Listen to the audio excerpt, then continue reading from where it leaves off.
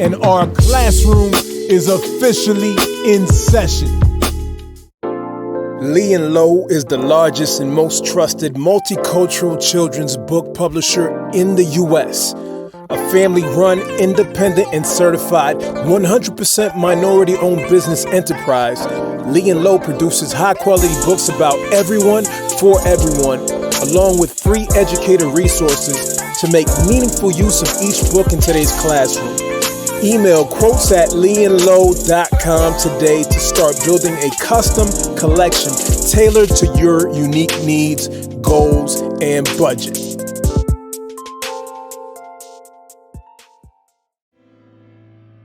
Welcome back to our classroom. Hope you are all well. I am once again joined by Lorena Herman. Hey. And today we're going to be talking about the white gaze in action. Or just the white gaze. Fun. What is the white gaze? Does everybody have this gaze? Is there another gaze? Is there a black gaze? Is there a... That's good. Is there a... all the other gazes. All the other gazes? Yes. Is there a disability gaze? Is there... I don't know. What's this gaze stuff? Okay. So I'm going to answer that question and make no assumptions. Meaning I'm going to describe it and explain it as if people don't know anything. Because I think it's important for us to establish language that we can agree on so that we can all kind of understand what's happening.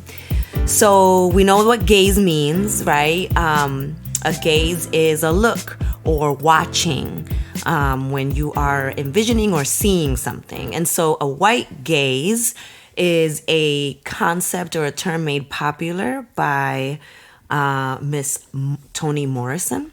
And there are videos and interviews where she's explaining this and talking about it. But in essence, what she's explaining is that the white gaze becomes this standard of thinking or this standard of an audience, this expectation that your reader is a white person.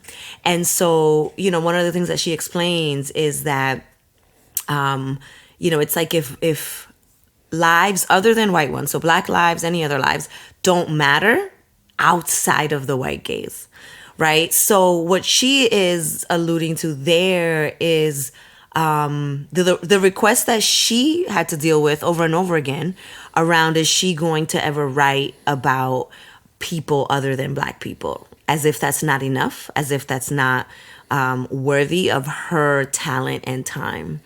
So for us as educators, the white gaze certainly is something that we can discuss with students in that kind of literary, practical way. But I think as educators too, we have to think about how our gaze, for those of us raised in this country or born and living in this country, how our gaze might also be a white gaze. And that is something that anyone can be participant of. Like this is not just something limited to white folks, but any one of us living here can most certainly be functioning with a white gaze. Interesting. All right. So the white gaze is accessible to everybody. Yes. Oh, and you had asked about the other gazes. And I think that, I don't know. That's a really good question. Like, I wonder what folks think. If there are other gazes, I think that there's like, you're either in this gaze or you're on the outside of this gaze. And when you are outside of this gaze, you're kind of like, in some ways, free and able to just write about, think about, function in this space of, I am just going to speak to the people that I speak to, and that's that. And I'm not going to be concerned about whether my audience, whether I'm writing on a blog, whether I'm writing on social media, whether it's a book, right? Like, I'm not going to be concerned about this, what maybe in mainstream society is considered to be your average American, quote unquote, right? Who we as a society would know what kind of profile we're talking about. And I think that folks who operate outside of the white gaze are literally not necessarily concerned about that person, that listener. Yeah, and thinking about other gazes, I could see how, as an able-bodied person, I would, I operate in that gaze, right? There's a lot of things that I'm not considering as it relates to folks who are not able-bodied and some of the challenges that they experience. However, we're talking about the white gaze, and one of the reasons we're talking about the white gaze is because it's an election year, and so we know there's pandering happening to racial groups, and it's a common affair during election years, as they always provide us with salient examples to analyze the white gaze and how stereotypes function. Yeah. And one of those examples was this wild take on Fox News. Oh my goodness. Yeah. By a Fox News pundit, Raymond Arroyo. Interesting. And that goes to, The point, right? It can affect all of us. And we don't know anything about Raymond Arroyo, but his name's kind of a dead giveaway. He's tied to some type of Spanish-speaking group, right? But the point is, he was on Fox TV talking about black folks gonna really support and get behind Trump because of the new Trump sneakers.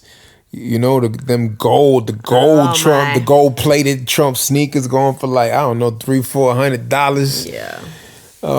It's crazy. You like them sneakers? Oh my goodness. You like them hotness? Don't ask me silly questions.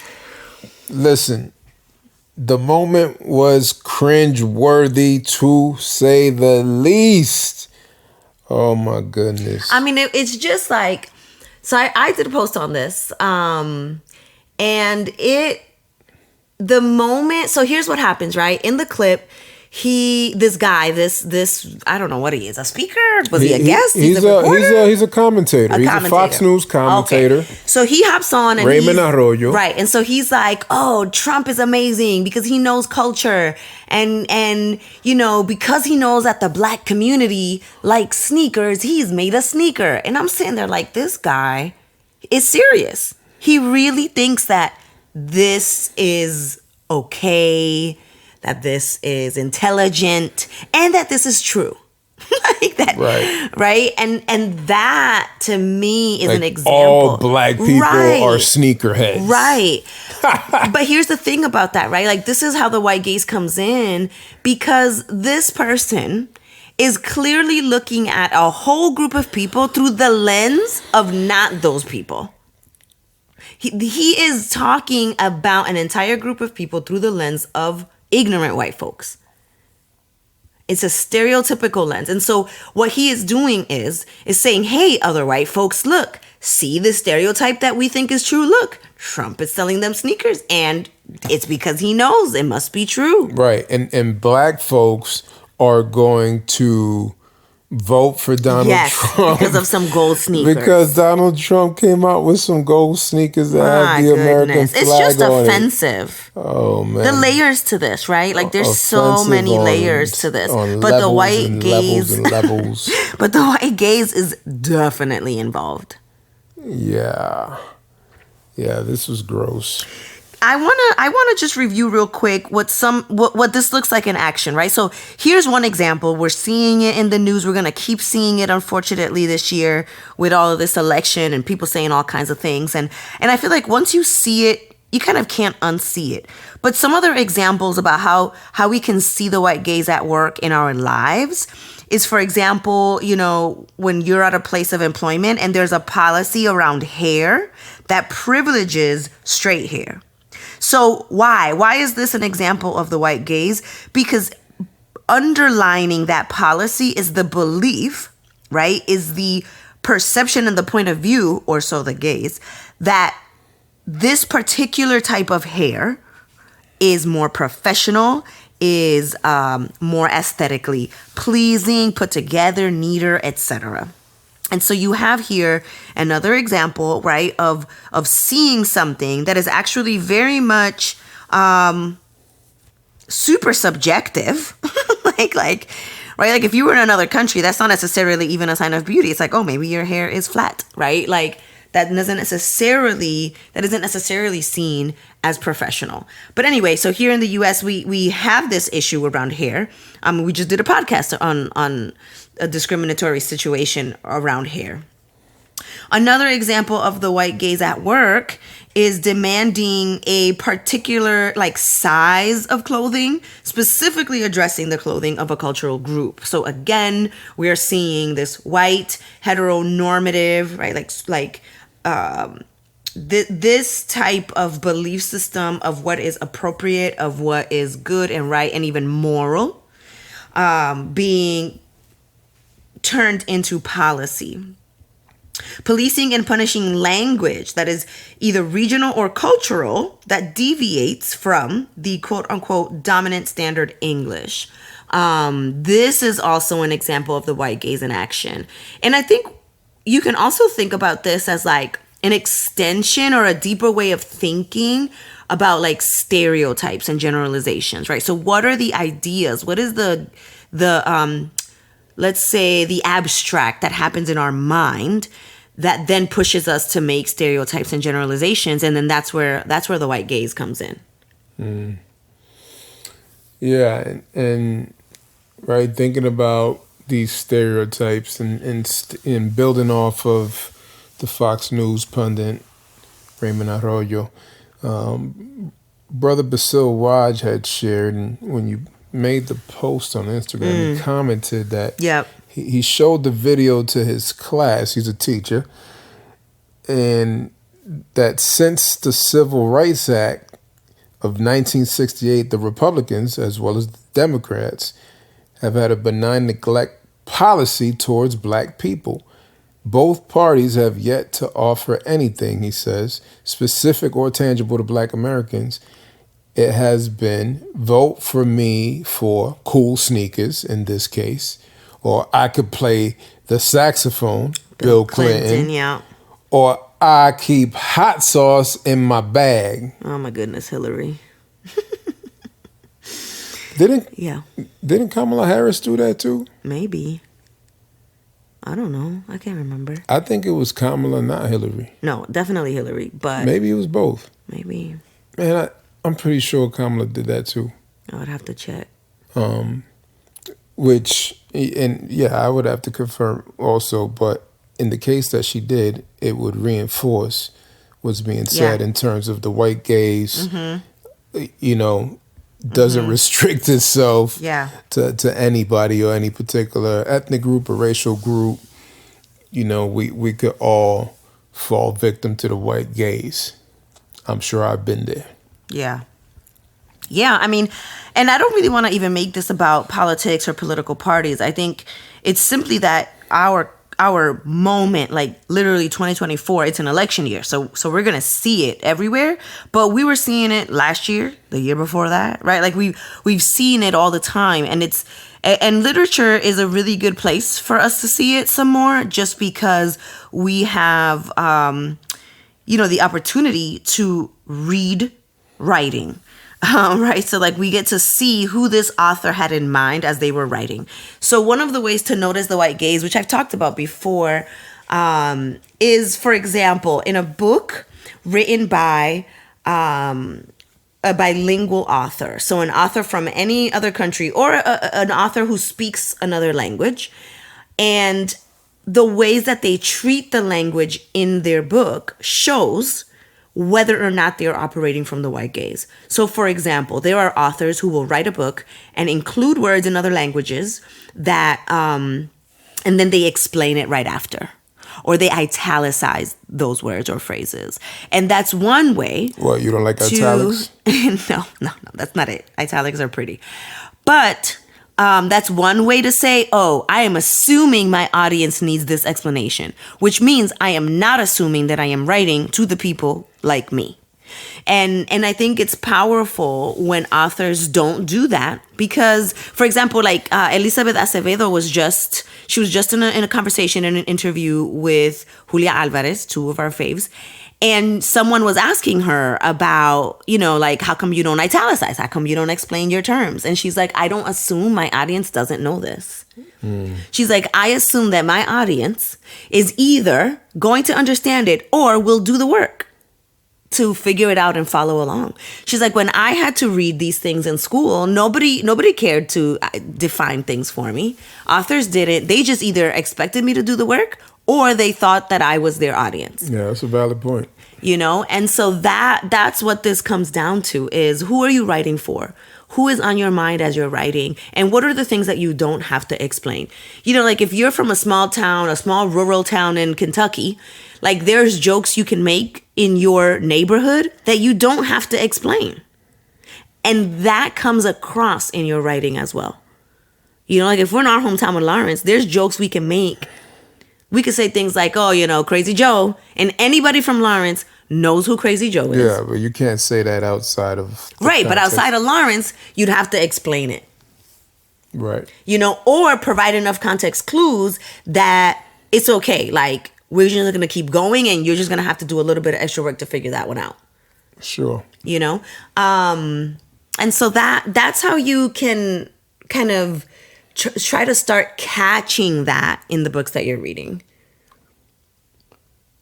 All right, in the books that you're reading, but can this apply also beyond the classroom space, the traditional learning space? How about in other environments? Yeah, I just covered like policies and workspaces for sure. You can see the white gaze at work everywhere. We started this by talking about politics, I do know because I'm the one who surfaced Yes. Indeed. So, as we prepare to wrap up, because we wanted to make this a quick hitter, what are 3 considerations for our listeners? Yeah. First, I would do some research and look up white gaze online, see what comes up. There's so much on it already. There's people who've written articles, blogs, and you can certainly look up the videos where Toni Morrison explains it. I think 2, practice identifying it. Look in the news. How are headings written? How are, what's the clickbait like? What are these books and like how can you see it in the world around you? And then 3, shameless plug, but I talk about this. I explain the white gaze and I go deeper into all of this in, the Anti-Racist Teacher Reading Instruction Workbook. And even more so, I go into it in the course. And so people can go check it out on our website and get it and join and be part of our community as we continue to learn and do better and see things around us. Absolutely. Yeah. Well, listen, folks. We all have different gazes for which we view the world and for which we formulate our thoughts, state certain things, right? It's connected to our biases, and we got to work to dismantle that. In this particular case, as it relates to the white gaze, there's a lot for us to be examining and for us to deconstruct. So we don't fall victim to saying outlandish things about people groups as did this Fox News pundit. Now, I don't think he's an outlier in this. I think this is probably more common, unfortunately, than we would like it to be. And again, I'm sure at some point I've said something that has reinforced the white gaze. You have said something that has reinforced the white gaze. However, we're doing the work. So yeah. we this is are ongoing, right? Fighting against this. We are deconstructing. We are rewiring our brains. We are working against our biases in order to view people in a more humane manner, to treat people fairly, to express ourselves in ways that are helpful and not harmful. And that's what we want to encourage you to do. So thank you for engaging, and we will catch you on the next episode. As always, your engagement in our classroom is greatly appreciated. Be sure to subscribe, rate the show, and write a review. Finally, for resources to help you understand the intersection of race, bias, education, and society, go to multiculturalclassroom.com. Peace and love from your host, Roberto Germán.